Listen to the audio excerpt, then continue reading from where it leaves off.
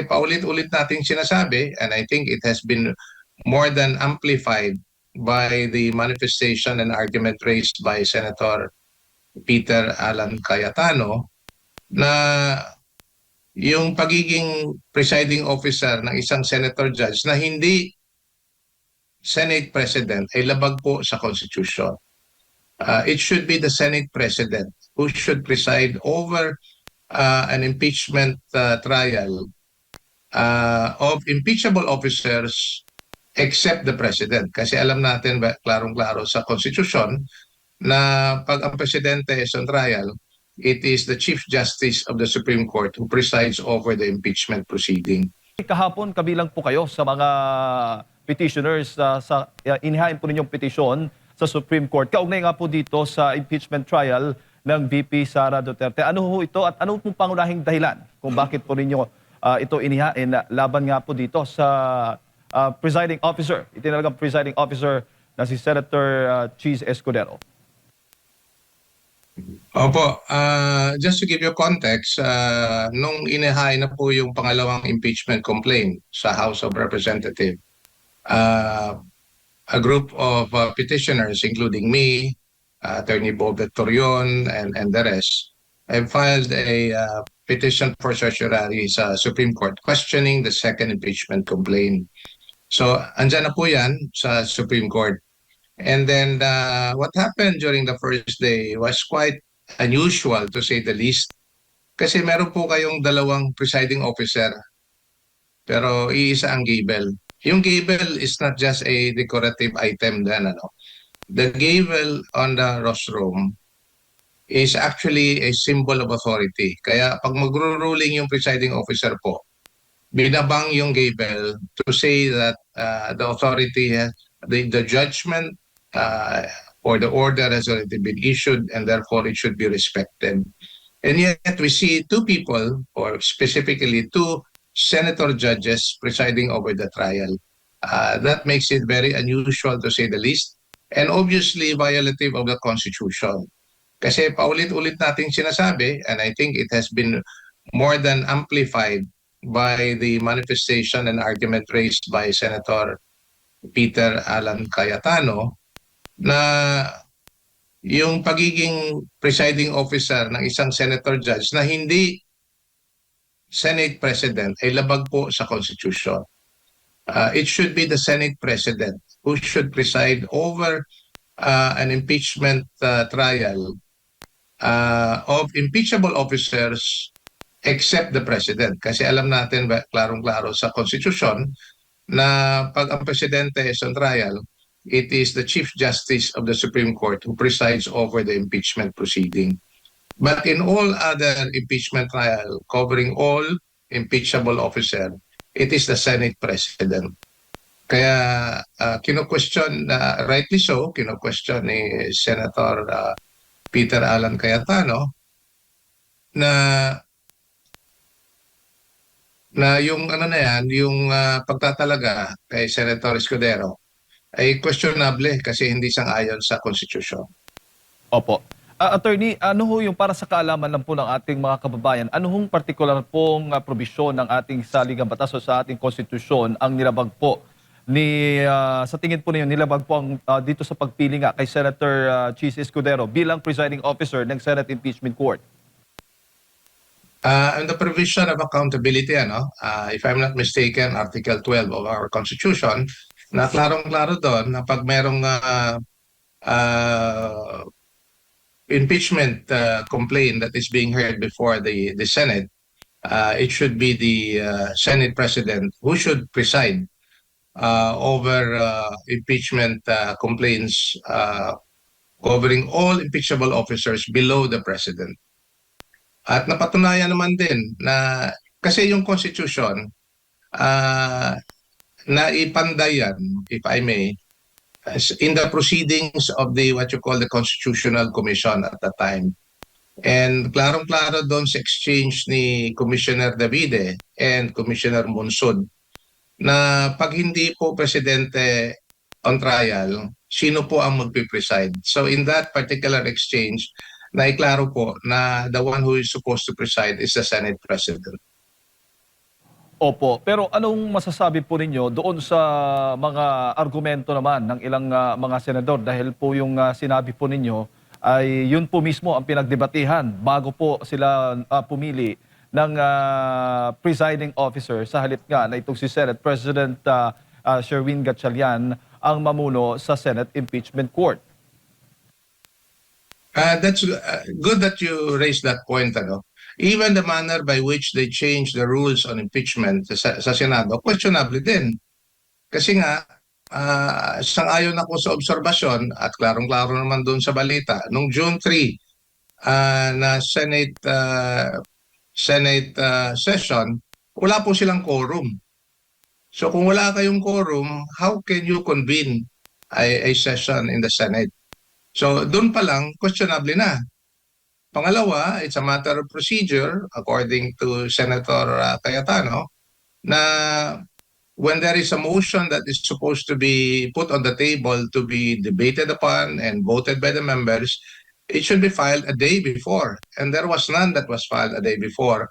The motion to change the rules of the impeachment rules.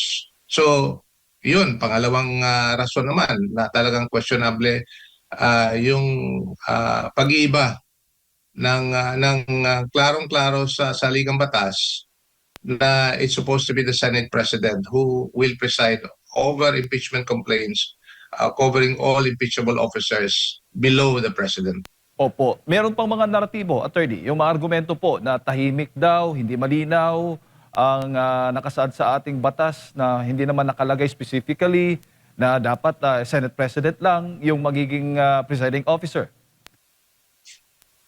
Meron po tayong tinatawag na pag hindi po malinaw yung batas, babalikan natin yung deliberation kung paano pinanday yung batas. So in the case of the Constitution, sinabi ko nga kanina, balikan natin yung deliberation ng Constitutional Commission, yung itinilaga ni dating Pangulong Cory Aquino para magpanday ng bagong konstitusyon after she assumed office in 1986.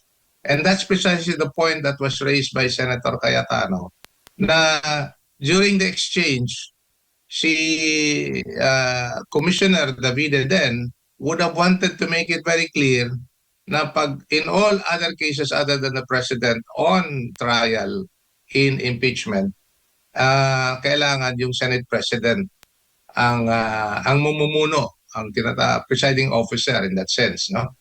Pero naiklaro na ni Commissioner Monsod na yun po ang ibig sabihin dyan. Ibig sabihin na pag hindi po yung presidente is the one on trial, then it should be the Senate President who is going to preside. Klarong-klaro po sa exchange in the deliberation of the Constitutional Commission na nagpanday ng ating Constitution. Opo. So no doubt about the intent of the Constitution in this particular case, in all impeachment complaints covering all impeachable officers below the President, that includes the Vice President, and down below, it would be the Senate President who should preside. Why is that important? That is important kasi yung presiding officer po, siya yung nagmamando ng proceeding ng impeachment. And that is a very important role to play. He sets the order of the proceeding. He rules on matters that are raised by the parties, both by the complainant and the respondent. No?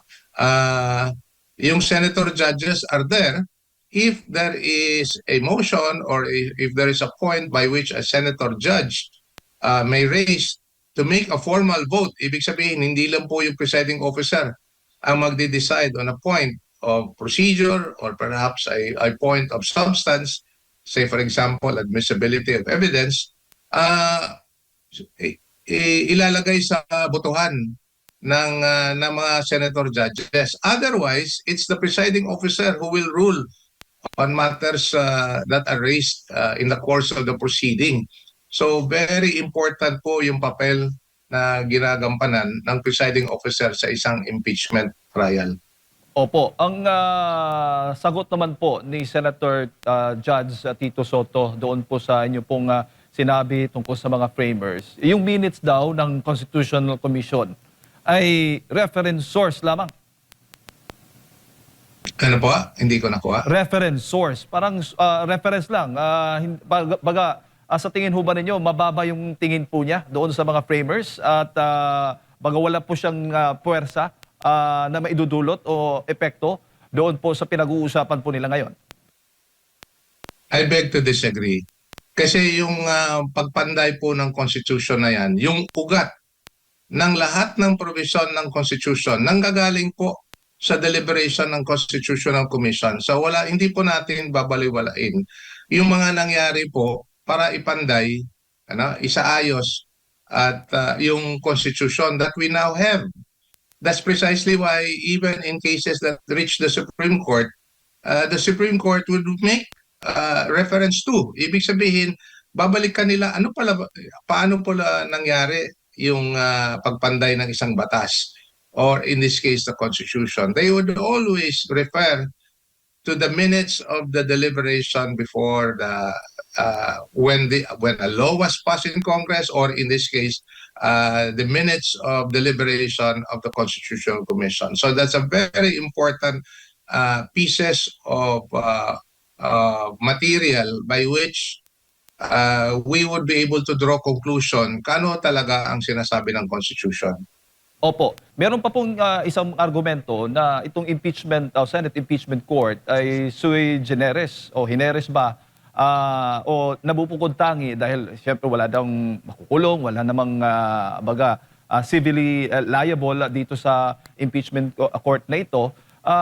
Kaya maaari po yung mga senator judges ay magsagawa o magbago o mag-amend po ng kanilang mga patakaran sa kanilang kakayahan bilang mga senator judges kung sino po may pinakamaraming boto, ayun po yung masusunod. Ano pong tingin po ninyo diyan? Pagsabotohan po yan. Let's look at the impeachment proceeding as it is. This is my position on the matter. Make no mistake, any impeachment proceeding that reaches, or any impeachment proceeding that is initiated in the House is always political. It is a political process. Why? Because it comes from a political institution, the House of Representatives. So doon pa lang, klarong-klaro na politika ang proseso na sinusunod ng House. Obviously, they try to justify that it is also a legal and constitutional duty on their part. And that's a clear fact as well.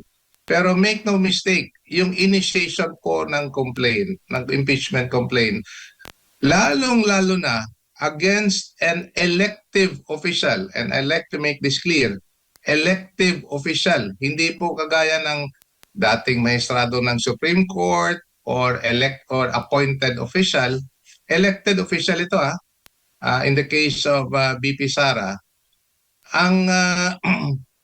it becomes even more political in character yung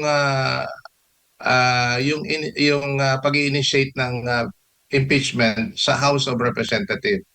Now, they try to justify. Ibig sabihin, whatever is the political setup or agenda of the House of Representatives, they will push it. And how they will push it will now be justified by whatever na nakuha nila na ebidensya.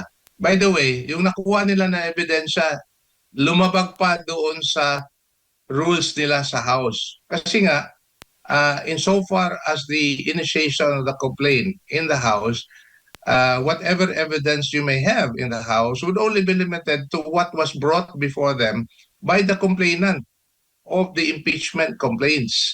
If you recall, originally there were 4 impeachment complaints. Tinanggal nila yung 2 at 2 na lang naiwan. So whatever the House Justice Committee would have discussed is only limited to the 4 square of the impeachment complaint that was brought before them. Nag-conduct pa sila ng mini trial, nagkuha pa sila ng ibang ebidensya. Obviously, that would be unfair to the respondent.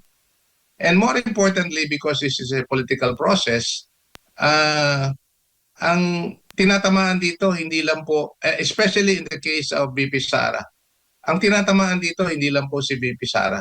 Ang tinatamaan dito, yung bumoto sa kanya, the 32 million voters who wanted her to stay as Vice President until the end of her term. So yun po ang klaro dyan. Now, bringing the case to the Senate, as you have said, and now it becomes, you know, hindi mo mawawala yung political character ng prosesong ito. But nevertheless, makikita mo sa araw-araw na paglilitis yung tinatawag na legal at constitutional mechanism on trying to address accountability of the one on trial. So, yun po ang nakikita natin dyan. Pero sa likod nito na nakikita natin dito, huwag nating kalimutan kung ano yung pakay. What is the objective of all this? Is to remove the Vice President, not to convict. Actually, the word that they use is convict. But actually what it means is just to remove her from office. The common reference of conviction is may kaakibat na penalty, like you have to serve sentence in prison, so to speak, no? Pero ito wala. The only objective here is to remove her from her elective office, and that will disenfranchise 32 million Filipino voters. So yun po ang klaro dito.